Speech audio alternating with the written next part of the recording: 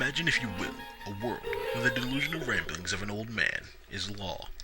A world where even the most hated receive the most praise from their higher ups. You enter this world and you take a left, only to see that Zack Ryder somehow has a job despite not being on TV or relevant for almost 2 years. You quickly turn around and see the New Day have gone from a Nation of Domination revival to a neo-funk soul Baptist church. You go to run, only to find that you are directly in the lap of Great Khali, a man who somehow still has a job despite having totally killed a guy once. Now just imagine, in this world there is a fat loser with a lot of free time talking about this crazy world. Well, if you can imagine those things, then you've entered mid-card hell.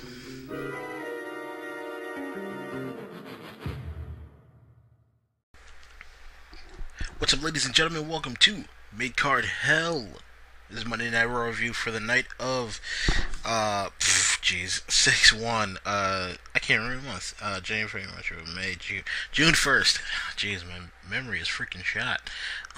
Raw opens up with the Authority, and to make a long story short, they want Dean to get the title back, calling him a thief, and all types of stuff. But they are met by Roman Reigns, and good old Cockfist says that Dean is not here tonight, and that he may never come back with WWE title unless he gets a rematch at Money in the Bank, because technically he beat Seth Rollins. Now, Seth is completely livid. In fact, says he doesn't need the Authority at all, and says to Roman he'll give Dean his rematch at Money in the Bank, and storms out. Triple H says to Roman that he should just stay in the ring because he's gonna go find him an opponent for tonight, and that if he loses, he is out of the Money in the Bank ladder match. So of course we come back from commercial, and who's coming down the ring but King Barrett. I'm gonna refer to him as Squire Barrett from now on, maybe even Court Jester Barrett, because he's not really a king, but nevertheless, Court Jester Barrett comes out, and he has what is a surprisingly competitive match with Roman Reigns, particularly because, I mean, it's not a shy to anyone that Roman Reigns can just come into a match and beat someone down, but also that Wade Barrett is not, how do I put this delicately? Wade Barrett's a loser even though he's king, which makes his king of the ring even more pointless, other than he got a little bit of love back in England when he beat down, or when he had that brief feud with Adrian Neville, and they were just like, well, he's not the IC champ anymore, we don't have a... Why not just give... Anyone else could have been king. I mean, honestly, and I'm going to talk about this later, it should be Bray, and Bray should also be Intercontinental Champion, or one or the other. But, or, someone else. It even could have been Adrian Neville. I don't know why it wouldn't have been Adrian Neville, the king that gravity forgot. It writes itself, literally, right there. I just wrote it for you. But he's met by Court Jester Barrett, and Court Jester Barrett puts on, like I said, a competitive match with Roman, but of course, Roman won. Roman goes backstage, and is immediately met by Triple H and Steph, and they tell him that he has another match, and this one's with Mark Henry, but that's not till later tonight. Also backstage, we get it announced that, via an argument, that Nikki and Paige will have a Divas title match later. I'll talk about that when I get there. I'm just reading off my notes.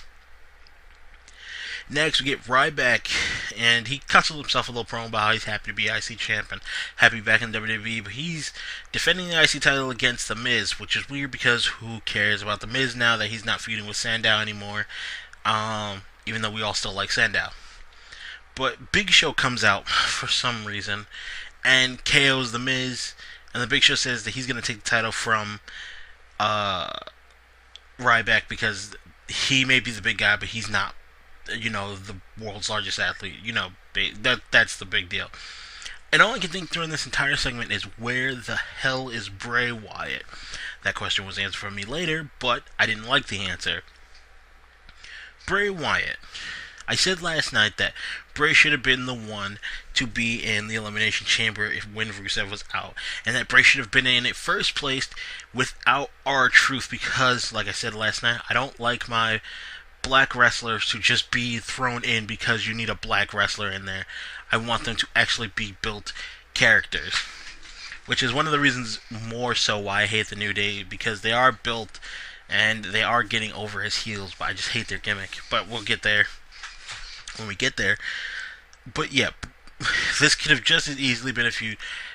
Bray comes out and says to Bray, even with Bray not being in the match or in Elimination Chamber and now winning the IC title, with Ryback winning it, he has claimed to want to face Ryback because he's already beat him.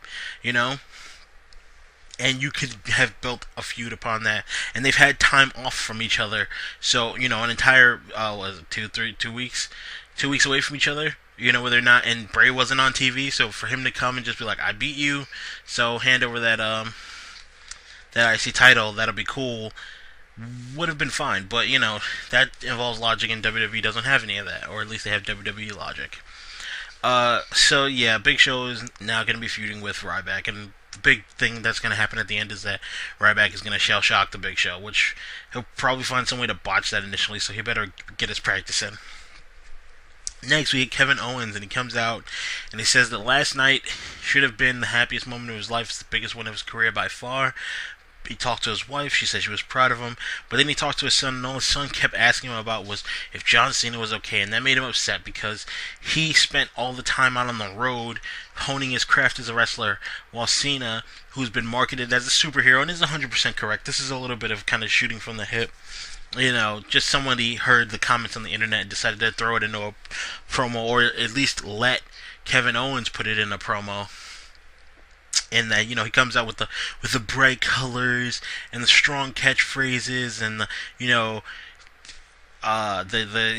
appeals to kids, and that he's upset because John Cena is, for the past 10 years, has been the hero that he's been wanting to be for his son, but his son has only seen Cena because Kevin Owens is out on the road wrestling away from his son, which is true.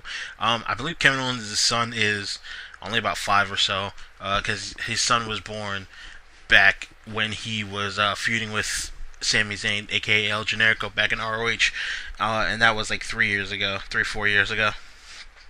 Actually, I think it was Final Battle 2012, so 3. So I think his son may be 3. And he just, he says he's mad, and then that he's going to beat, everyone's been fed this image of Super Cena, but he beat Super Cena, and that he's nothing more than marketing and catchphrases and bright colors, and that at Money in the Bank he's going to expose Cena. Of course, Cena comes out. One, he's not selling the fact that the most he does to sell the fact that he lost, he says he was going to hand over the U.S. title, which I refuse to believe. He was going to come out, congratulate Kevin Owens, and hand him the U.S. title, which, once again, Kevin Owens doesn't want that. Kevin Owens is already a champion. He doesn't want the creme little U.S. title. He already stomped on it twice. That doesn't make any sense. And Cena comes out and he just blathers on and belittles Kevin Owens, and Kevin doesn't say a single thing the entire time, which is proof that the only way Cena can beat Kevin Owens on the mic is if Kevin Owens doesn't talk at all. Cena basically says the 3 words that got Kevin to where he was are the same ones that got Cena to where he is. It wasn't fight Owens, fight. It was never give up. And that him, and basically saying that he followed the same code that John Cena does. And then John Cena pandered to some kid in the crowd that had cancer. Sucks the kid has cancer. I don't think that that's cool. But of course Cena has to go, you never give up. He just never shuts up with the pandering. It gets old. To me, it's been old for the longest time, so I get sick of the Cena pandering, even if a kid's sick or something like that, and it always sucks to see a sick kid or whatever in the crowd, but I don't want to hear any of that. They're panning over the kids wearing stupid bright blue Faygo colored, blue raspberry Faygo colored, or cotton candy Faygo colored t-shirts, even though Cena wears a black one now, which is even dumber, because just like bright colors, they notice that they don't ever buy the black ones. He makes the black ones for adults to buy.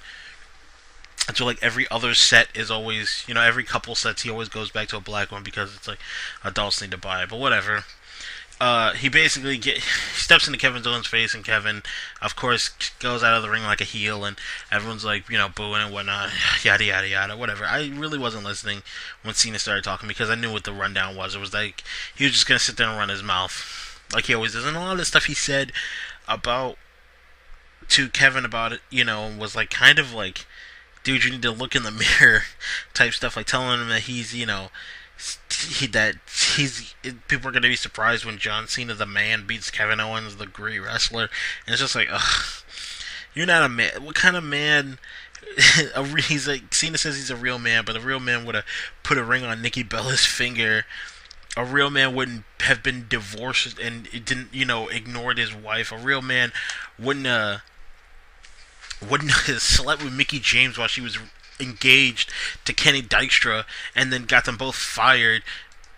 So what Cena, like, it's really annoying and ironic. He comes out, tries to give morals, and then he's like a huge scum. He's kind of a huge scumbag backstage. That's why a lot of people, like, particularly like people like parents, like my mom gives Randy Orton a lot of flack because he's like a huge scumbag on TV, but he's a huge scumbag in backstage too. I mean, he's taking dumps in chicks' bags and whatnot. So it's like I don't say he's not my he's not my moral compass. John Cena's pretending to be, or at least on screen, acting like he's supposed to be. This is how kids should live their lives, and then they grow up and they hear all the stuff about him, and then it's like all of this stuff is true. He's going around sleeping with people's wives. He won't marry Nikki Bella. He's got her sign a contract that says like if he kicks her out of the house, then she's got to leave immediately. Like he doesn't want to have kids with her, and he's all like, "Oh, He can't get over the fact that he got divorced. Just go get back with your ex-wife, then." I don't know what to tell you, dude.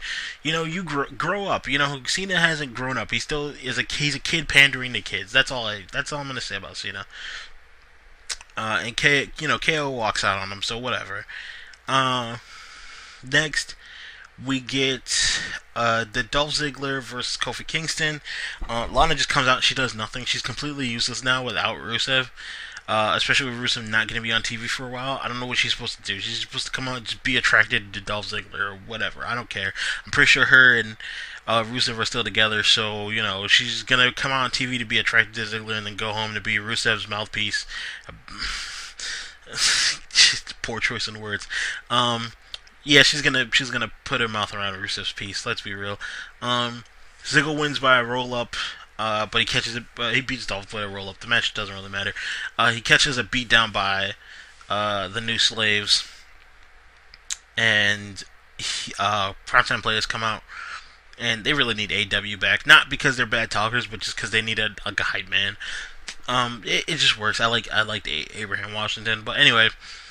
This leads to, of course, when we cut back from commercial, Dolph Ziggler and Primetime Players versus the New Slaves, and short match, and they're really trying to push this whole, like, Titus is, a powerhouse monster, because, he goes in, he just beats them down, and he's tossing them all around, and they wind up beating, the New Day, and it's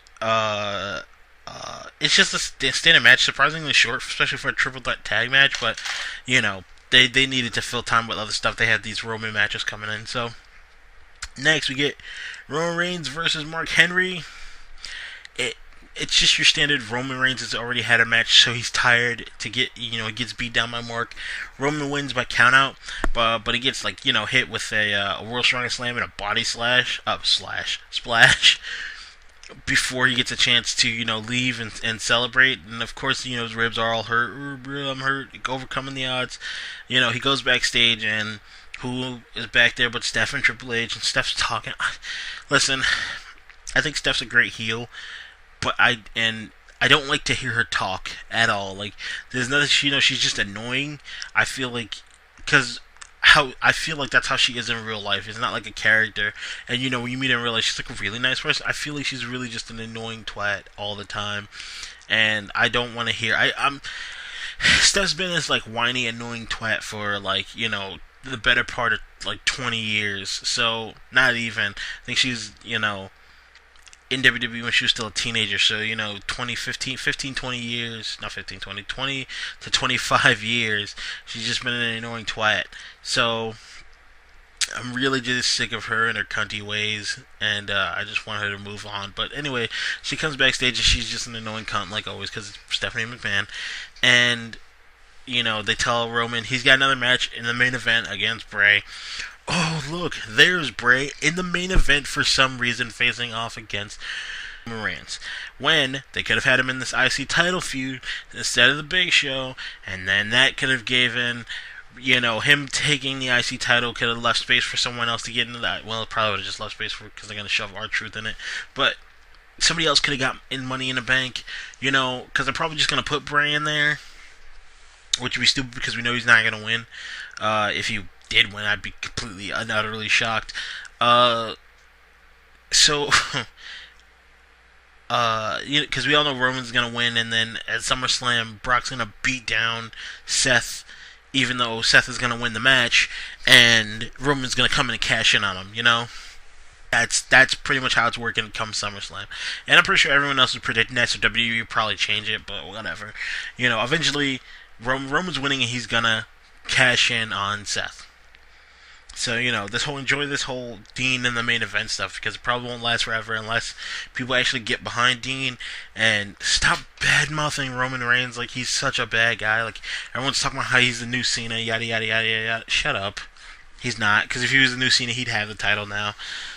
And granted they did this whole, like, overcoming the odds stuff, but it's different. Roman Reigns is built to be like a Batista-esque, Samoan, crazy Samoan. It's like, doesn't matter what the situation is, he's going out and he's going to get a fight, like for a fight, and he's going to win because he needs to win because he needs to prove himself. So that happened, and that's what happened to Bray. He's in the main event for some reason because bad booking by WWE. Next we get Paige versus Nikki for the Divas title. Nikki wins because of twin magic, which is even dumber now because her body type is completely different than Brie's. They don't really look anything alike anymore, not to mention the fact that Brie has darker hair. I'm pretty sure Nikki has actually I think she had some surgery on her face, and she definitely had the boobs done, and she probably gets injections in her backside. So, to see Brie coming out from underneath the ring with a completely different body type than Nikki is just dumb to see, and have the twin magic roll up too. So it's even more annoying because it's like back when they first started. Hashtag give divas a chance, the good ones, not just the Bellas because they're banging the two top guys or one of the two to form. Daniel Bryan's hurt, whatever. I'd honestly let them go and just let the chicks from NXT start coming up the ladder. As I mess with my mic. Next, we get Orton versus Sheamus. Orton versus Sheamus. Solid match between the two. Kind of match we see before, except, of course, it's pretty much the same, actually, because Sheamus being a heel isn't really that much, other than he's doing kind of dirty things. It's just one of those bruisers, straight up, like, punch each other, kick each other, until the other one quits thing. But, Randy gets a DQ win after Sheamus hits him with a chair. And Sheamus proceeds to give him the aftermatch beatdown with hitting him with 2 bro kicks. So it was pretty interesting. I think they need to start building the inner Money in the Bank feuds that will lead to feuds at the next pay-per-views kind of thing. So I guess they're gonna do Sheamus versus Randy Orton, which is fine. I'm fine with. I'm completely fine with as long as Sheamus comes out on top, because there's no reason for Randy to win. He could just leave, and then as soon as he comes back, he'd be back in the main event spot like he always is. But Sheamus really needs some solid victories over some big guys to help keep him in the spotlight. I actually think Sheamus is older than Randy, or it's like a year younger. Sheamus is like 36, 37, so he needs to. Barring unforeseen injuries, he still might not be around forever. So they really need to. He came in kind of late, so they need to get their use out of him. Next, we get Neville versus Bo Dallas. Neville wins. It's standard stuff. Bo is, of course, he came out serious though, which I thought was kind of cool. He's just like, Neville, come out here. Adrian, Neville, come out here, fight me. Adrian Neville comes out, beats him with the. I know it's called the Red Arrow now, but I always get used to calling it the British Airways. But yeah, he hits him with the Red Arrow. 1, 2, 3. Next, and finally, we get Roman versus Bray. Of course, the Authority, and this is how good WWE is at writing and booking, or you have Seth come out. He said earlier that he didn't need the Authority. He didn't need Kane. He called him like a 7-foot douche or something like that. And then, he didn't need J&J Security, but then he comes out with Kane and J&J Security to stand at the top of the ramp for Bray versus Roman. And it's a solid, once again, it's typical. Roman's had 2 matches, he's tired, he's beat down, and he's facing a fresh, crazy, unorthodox Bray Wyatt matchup. It was okay. The end saw the for it now it's even weirder to me that a third person didn't get in, but J&J Security and Kane come down and hop up on the ropes, and Roman kind of goes to confront them and eventually turns his back on Bray, and Bray tries to hit him, but he eventually turns Bray's momentum into Kane and hits him with a spear, and then for the 1-2-3 win. But what bothered me was that only Kane and despite the fact that it's J&J Security, it's both Jamie Noble and Joey Mercury, then Kane and Seth Rollins, only Kane and Joey Mercury came up for the distraction, not Jamie Noble and Seth Rollins. They just kind of sat back and watched the pin. I mean, technically, if he could lose, if Roman would lose if one of them came in the ring and hit Bray, because that would be a DQ win for Bray. Therefore, Roman loses. Therefore, Roman's out of the match. Which obviously I know you can't have him out of the match, but it gets kind of confusing when he hasn't at least knocked one of them out or knocked a couple of them down. So that was just weird booking on that part. But the Authority comes in after the match for the ambush, but Reigns is saved by the Idiot Fringe, Dean Ambrose, and the Idiot Fringe, of course, once again, doesn't know how titles work because he's the Idiot Fringe, and he still has the WWE title, and he doesn't know how statements work because he had Roman Reigns say he wasn't there, and then he was there. It's a running gag, people. I know he knows what's going on, and just call him the Idiot Fringe for reasons. I'm pretty sure a lot of you know why. So the Idiot Fringe comes in for the save, and him and Roman leave, knowing that not only is Dean got his rematch, but that Roman is definitely going to be in, or for now, going to be in Money in the Bank. So overall, it's a Raw. I think they're starting to do the pay-per-views in this 2-week format like closer to each other, simply because they don't have to put in too much work sustaining build-up. And tonight everything was building towards, and then next week things will start to hype up, and then boom, they'll explode the pay-per-view. So long as they book Money in the Bank better, it should do fine. I mean, Elimination Chamber wasn't bad. It wasn't great, but it wasn't bad. Of course, I like the old Chamber days where people used to get like really beat down, but hey, gotta think about the guy's safety, and that's fine. Just a handful of bad booking spots where matches should have just been moved around because they kind of kill the heat, and some surprisingly bad Chamber, but I think that was mostly due to the crowd. So hopefully the crowd for Money in the Bank is better. Yeah, overall I'd give Raw a grade of like. If I would do graded, I'd give it a B plus, just like last night. It was it was okay, and it was mostly about the Roman Reigns overcoming the odds of the night. But everything was booked fine, other than that snafu with the Bellas, which is irritating. Or I call it snafu, that waste of time with the Bellas, and Cena running his mouth, which is something I expect. So it's not really that much sticking in my craw, but I mean it bothers me. It does stick in my craw. It bothers me. Other than Cena and the Bellas. It's ironically enough, Cena and Nikki Bella are the two most annoying things for me tonight. The show was fine. I give it a B, not a B plus. I give it a B. Closer slanting towards that like a B minus ish area. Only because it's a setup Raw, so there wasn't really much going on.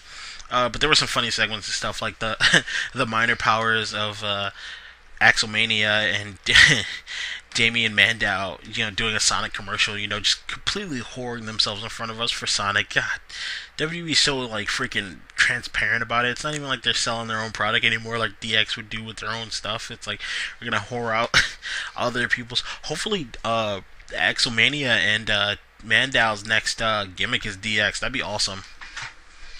So nevertheless, yeah, give the show a B. And other than that, catch you next week for... I don't want to do a SmackDown review, and I never catch TNA. So I'm going to catch you next week for another Monday Night Raw review, and then Sunday, probably do a prediction video for Money in the Bank Saturday, and then my Money in the Bank review. Leave your feelings about the show and the podcast itself in the comment section below.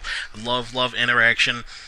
Follow me on Twitter at Generic Minority, blah blah blah blah blah. You don't need to like, comment, and subscribe, blah, like some of those low tier YouTube channels. I don't care, but just leave comments. I really, really, really like comments. If you could leave those, that'd be awesome. So join me next week, and see you all next time. Peace.